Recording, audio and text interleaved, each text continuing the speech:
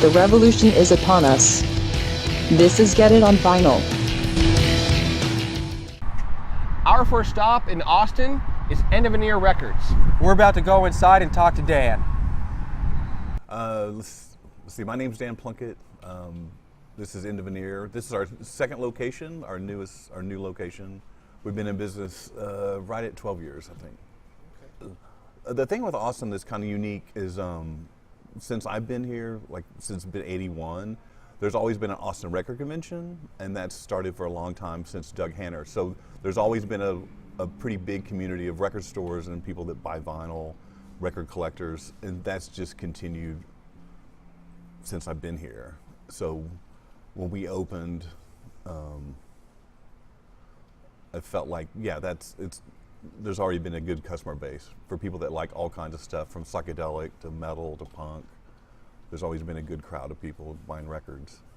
It's just it's an area where it's just like a safe place where people can come they meet friends or you hear different stuff. It's just a place to explore, and stuff's really, all record stores kind of have an individual, especially indie stores, everyone's totally different. Like you can go to this store, you can go to Grimey's, even though we sell a lot of the same stuff, or you go to Criminal Records in Atlanta or wherever, they're all pretty individual. So when I go to a town, the first place I go is like, well, where's their cool bookstore? Where's their cool record store? And you get a flavor of the city, and I think that's important. And it's not cookie stamp. It's not like another Barnes and Noble, or it's a kind of unique take on the city. I kind of fell into it. I used to sell at the record convention, and I thought, wow, this would be great to do this every day. You know, that was 20 something years ago, and just kind of gradually just thought it'd be cool to share kind of what I knew, and so it just kind of evolved from that. Okay. It's hard to be a collector and also be a record store owner. I mean, some people can do it, but you have to sell stuff that you love. So, but yeah, you have to define what you're gonna collect. Sure. So you're real picky. Like I'll just take this home. So,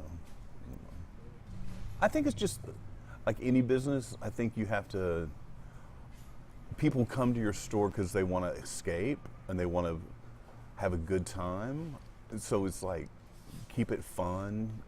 I mean, I think record stores always suffer the kind of high fidelity, or what do you call it? Just the burnout record store clown, or a record store clerk that's really burnt out and judgmental, and you don't want to be that guy, because you want to kind of keep it open and where people they just have a good time. Yeah, it's definitely been important. I think we noticed it, the kind of resurgence of vinyl.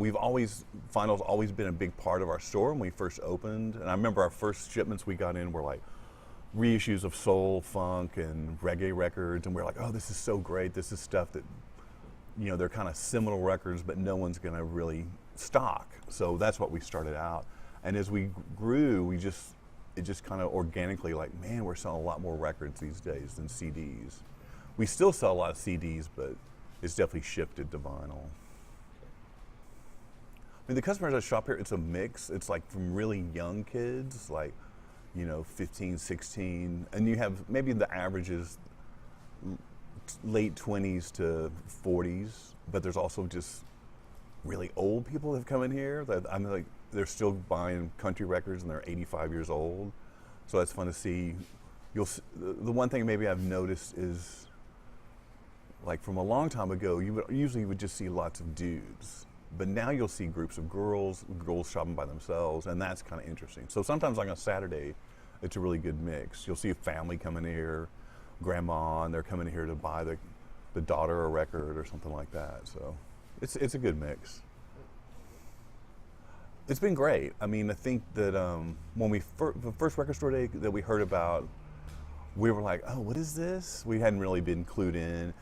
And so it immediately took off. But we got some of the things, we kind of, because in Austin, it's South by Southwest is in March.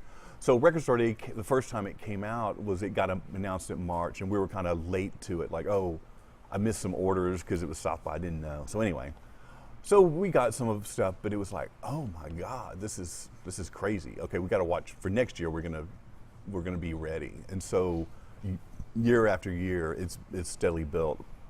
I think there was one peak year. It might have been 2015. It might have been the most releases, and so the year after that, it kind of went down a bit. But it's a huge day. And it gets a lot of, definitely a lot of your regular customers, but it gets a lot of customers that don't typically come into our store. So I think they do a pretty good job as far as getting the information out. There's so much that goes on from artist management to bands, and sometimes you don't know, like there's a record, when you're getting your orders ready for Record Store Day, you don't know what the messaging is going to be. So there might be some records you didn't pay attention to, and then that band is just pounding their fans, like, be sure to go to independent record stores and get this. And we had no idea that was going to happen. So we're like, oh, well, we ordered 4, and there's 20 people that want it. But that's just the nature of it. You don't know. And there's other records that we know we're going to do well with, so we try to get as many as we can, those kind of things. I think it'll keep going. I think there's a little bit of leveling out they keep talking about, but now the production levels are higher. There's more plants online. There's 2 vinyl presses in Austin now. There's 2 new record stores that are coming online. So it just kind of builds. It's kind of organic, which is nice. I think certain record stores, especially the stores that have been around since the 70s, they've seen these different trends. So they're always worried, like, when is this going to stop and will it plateau? But I've been selling records for 20 years. I don't see that. So, it'll never be like the way it used to be, where 1 million copies were sold, things like that. But I still think there's a place for physical media. People want to get books or records, tapes, so. I think it'll be, it's been around, I think vinyl format has been around for whatever the 40s, 50s. I forgot when the first records were out, or I think there's always going to be demand.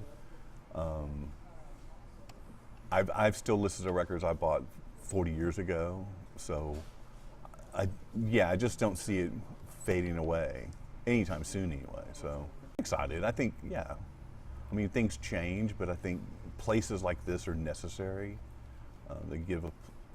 They're like a place people can explore and feel comfortable in. I don't think, mostly independent record stores, there's marketing that goes on, but you also don't feel like you're being slammed with something like buy this. It's more of an environment where, like, oh, I can explore, and there's subtle hints, but you don't feel like you're bombarded with messaging or buy this and things like that. Whereas if you go to a chain store, you're being inundated with messages, and this is more just, it's kind of relaxing, like, hopefully. I have like 80,000 titles of records I can play at any time, and it's nice. It's the thing that I still have memories when I went to a record store. I remember where I bought like my first Brian Eno record or Faust, and those memories are still there. So you're creating memories for other people.